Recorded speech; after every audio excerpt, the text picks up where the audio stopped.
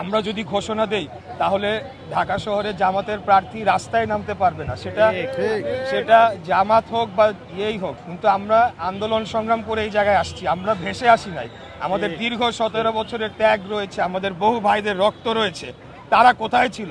তারা তো হঠাৎ করে বের হয়েছে 5 তারিখের পরে, অগস্টের 24-এর পরে এই গুপ্ত বাহিনী তারা হঠাৎ করে উদয় হয়েছে বেশিরভাগই। এর আগে আমরা দেখেছি তারা ভোরবেলা 6টার সময় যখন রাস্তাঘাটে জনগণ থাকতো না, তারা চুপ করে অন্ধকারে বের হইতো, মিছিল করে তারা চলে যেত। এই ছিল তাদের আন্দোলন সংগ্রাম। আমরা রাজপথে বুক ফুলিয়ে রক্ত দিয়েছি, আমরা গুলির মুখে দাঁড়িয়ে আমাদেরকে হত্যা করা হচ্ছে 17 বছর যাবৎ, গুম খুনের শিকার হয়েছি। আমরা কোনো সময় পিছু হটে যাই নাই।